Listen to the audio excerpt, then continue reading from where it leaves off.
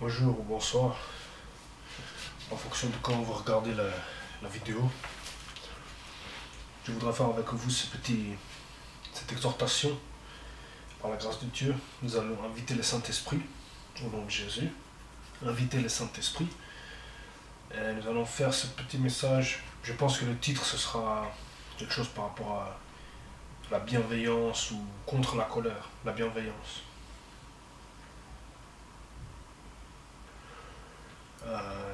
Comment les situations, comment gérer une situation, ou comment réagir, gérer. Nous allons prendre nos Bibles dans le livre des Romains. Je crois qu'on a déjà lu ces versets. Romains chapitre 5. Nous prenons les versets 5. Ou plutôt, pardon, Romains chapitre 5, versets 1 à 5. J'ai lu pour sa gloire. Le titre du chapitre 5 de Romains, c'est « Fruit de la justification par la foi ». Fruit, au pluriel, de la justification par la foi. Romains chapitre 5, versets 1 à 5, j'ai lu pour sa gloire.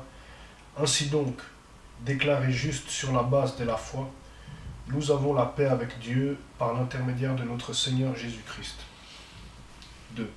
C'est aussi par son intermédiaire que nous avons accès par la foi à cette grâce dans laquelle nous tenons ferme et nous plaçons notre fierté dans l'espérance de prendre part à la gloire de Dieu. 3. Bien plus, nous sommes fiers même de nos détresses, sachant que la détresse produit la persévérance. La persévérance, la victoire dans l'épreuve, et la victoire dans l'épreuve, l'espérance. Or, cette espérance ne trompe pas, parce que l'amour de Dieu est déversé dans notre cœur par les Saint-Esprit qui nous a été donné. Amen. Donc, l'espérance ne trompe pas, parce que, verset 5, parce que l'amour de Dieu est déversé dans notre cœur par le Saint-Esprit qui nous a été donné. Ça veut dire que nous avons cette foi, cette confiance, cet ancrage dans la parole qui nous permet de tenir ferme face aux difficultés, face parfois à nos propres faiblesses, mais nous rebondissons par la grâce de Dieu, par son esprit, et nous saisissons l'espérance qui nous a été délivrée, qui nous a été donnée. Vraiment, je veux que ce verset 5 s'ancre dans nos cœurs, afin que nous puissions être toujours remplis du Saint-Esprit et que l'amour de Dieu nous pousse à réagir, à agir, à manifester la bonne réaction selon le plan parfait de Dieu. Jésus est notre berger. Il est les chemins, il est la vérité. Nous allons prendre nos Bibles à présent dans le livre de Proverbes, chapitre 14, verset 29. Proverbes chapitre 14, verset... Nous allons plutôt prendre 27. Proverbes chapitre 14, verset 27 à 35. Je vous encourage à lire même d'autres versets de... Là on lit que la fin, mais Proverbes chapitre 14, verset 27 à 35, je lis pour sa gloire. La crainte de l'Éternel est une source de vie pour détourner des pièges de la mort. Quand le peuple est nombreux, c'est un honneur pour le roi. Quand la population manque, c'est la ruine du prince. 29. Celui qui est lent à la colère fait preuve d'une grande intelligence, tandis que celui qui s'énerve facilement proclame sa folie. Un cœur paisible est la vie du corps, tandis que l'envie est la carie des eaux. 31. Exploiter le faible, c'est insulter son créateur, mais faire grâce aux pauvres, c'est l'honorer. 32. Le méchant est renversé par sa méchanceté, tandis que le juste trouve un refuge même dans sa mort.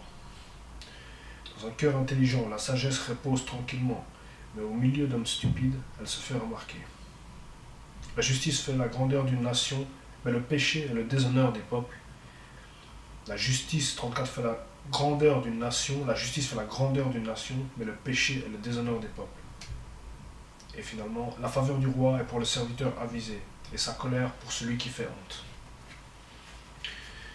Donc voilà, le verset sur lequel je voulais un petit peu m'attarder, c'est le verset 29, le verset 29.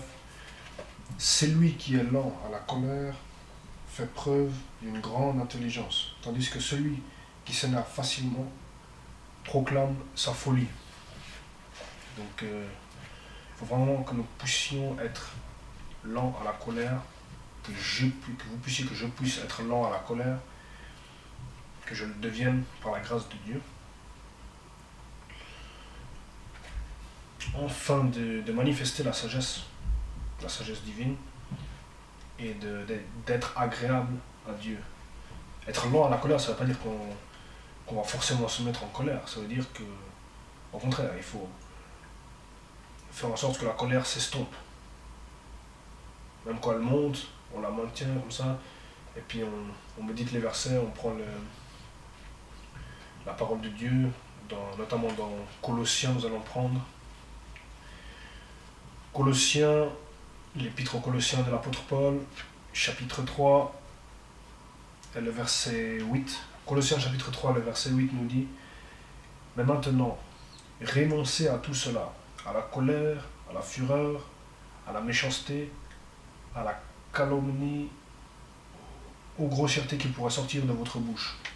Je relis pour sa gloire. Mais maintenant, renoncez à tout cela, à la colère, à la fureur, à la méchanceté, à la calomnie, aux grossièretés qui pourraient sortir de votre bouche. Amen. Donc nous devons renoncer.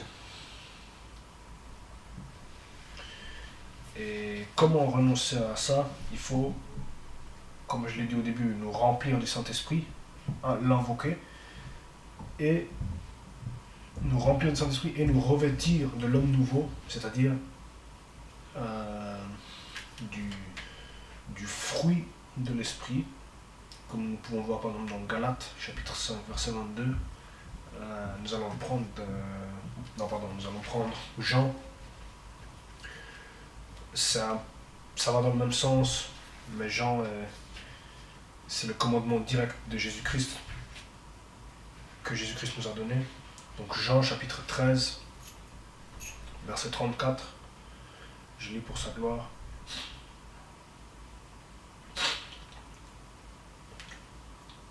Jean chapitre 13, verset 34 à 35.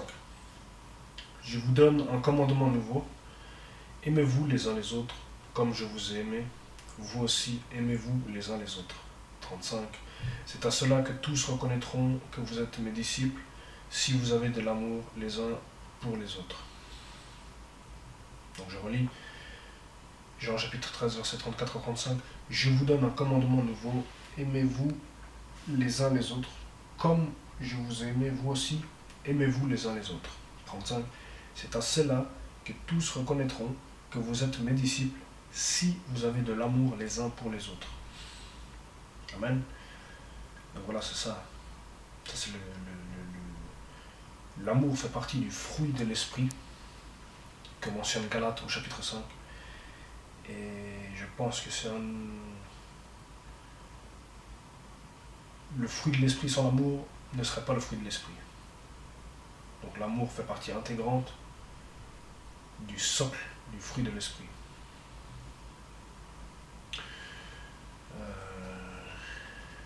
Donc voilà, nous allons prendre encore un dernier verset dans Proverbe chapitre 8.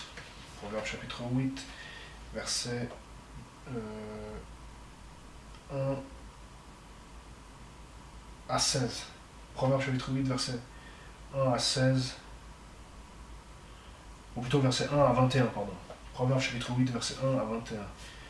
Le titre de ce chapitre, c'est bienfait et activité, bienfait au pluriel et activité au singulier de la sagesse. Je lis pour sa gloire. La sagesse ne crie-t-elle pas? L'intelligence ne parle-t-elle pas tout haut? C'est au sommet des hauteurs, dominant la route. C'est à la croisée des chemins qu'elle se place, à côté des portes, à l'entrée de la ville. À l'intérieur des portes, elle crie. Donc la sagesse, elle crie. 4. Homme, c'est vous que j'appelle, et ma voix s'adresse aux êtres humains. Vous qui manquez d'expérience, apprenez les discernements. Vous qui manquez d'expérience, apprenez le discernement. Vous qui êtes stupides, apprenez le bon sens. Donc la sagesse s'adresse à nous. 6. Écoutez, car ce que je dis est capital, et j'ouvre mes lèvres avec droiture. Écoutez, car ce que je dis est capital. Donc capital, c'est-à-dire que on ne peut pas passer à côté, sinon c'est capital, il faut écouter. 7. Oui, c'est la vérité que ma bouche proclame, et mes lèvres ont horreur de la méchanceté. Toutes les paroles de ma bouche sont justes, elles ne contiennent rien qui soit faux ou perverti. 9. Toutes sont exactes pour celui qui est intelligent et droites pour ceux qui ont trouvé la connaissance. 10. Préférez mes instructions à l'argent et la connaissance à l'or le plus précieux. Préférez mes instructions à l'argent et la connaissance, à l'or le plus précieux. 11. En effet, la sagesse vaut mieux que les perles. Elle a plus de valeur que tout ce qu'on pourrait désirer. En effet, je relis le 11, pardon. En effet, la sagesse vaut mieux que les perles. Elle a plus de valeur que tout ce qu'on pourrait désirer. 12. Moi la sagesse, j'habite le discernement et je possède l'art de la réflexion. 13. Craindre l'Éternel, c'est détester le mal, l'arrogance, l'orgueil, la voix du mal et la bouche perverse. Voilà ce que je déteste. 14. C'est à moi qu'appartiennent le conseil et le succès. Je suis l'intelligence, la puissance m'appartient. 15. Par moi les rois règnent et les dirigeants ordonnent ce qui est juste. 16. Par moi gouvernent les chefs, les grands, tous les juges de la terre. J'aime ceux qui m'aiment et ceux qui me cherchent me trouvent. Avec moi sont la richesse et la gloire, les valeurs élevées et la justice. Mon fruit, 19, mon fruit est meilleur que l'or pur, et le profit qu'on tire de moi, donc de la sagesse, est préférable à l'argent. Je marche sur le chemin de la justice, au milieu des sentiers du droit, pour donner des biens en héritage à ceux qui m'aiment et pour remplir leur trésor. Amen. Donc, le verset 6 nous dit, j'avais pas noté ce verset autrefois, il n'était pas resté dans ma tête, mais maintenant, Proverbe chapitre 8, verset 6, écoutez, car ce que je dis est capital, et j'ouvre mes lèvres avec droiture. Et le verset 11, en effet, la sagesse vaut mieux que les perles. Elle a plus de valeur que tout ce qu'on pourrait désirer. Elle a plus de valeur que tout ce qu'on pourrait désirer.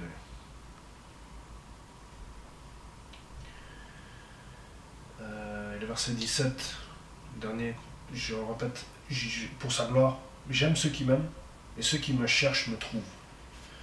Amen. Donc voilà, nous allons peut-être prendre encore un dernier verset toujours dans Proverbe, chapitre 29. Proverbe chapitre 29, les versets 23. Proverbe chapitre 29, verset 23.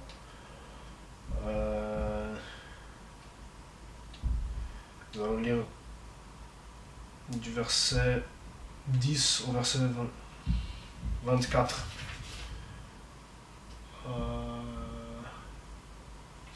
Nous allons lire du verset 10 au verset 24. Je lis pour sa gloire. Les hommes sanguinaires détestent l'homme intègre, tandis que les hommes droits protègent sa vie.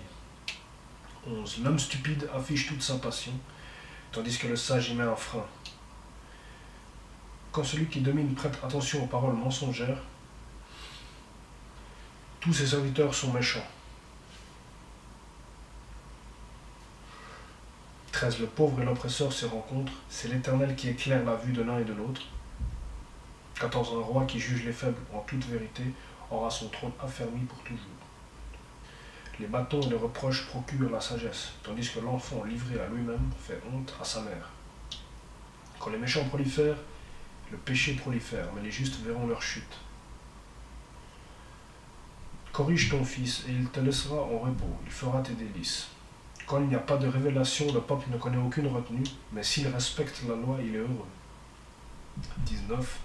Ce n'est pas par des paroles qu'on corrige un esclave, ce n'est pas par des paroles qu'on corrige un esclave, même s'il comprend, il n'obéit pas. Si tu vois un homme parler sans réfléchir, il y a plus à attendre d'un homme stupide que de lui. 21. Si on gâte un esclave dès l'enfance, il finit par se prendre pour un fils. 22. Le colérique pousse au conflit, l'homme plein de fureur commet beaucoup de transgressions. 22, je répète. Le colérique pousse au conflit, l'homme plein de fureur commet beaucoup de transgressions. 23. L'orgueil d'un homme le conduira à l'humiliation, mais celui qui est humble d'esprit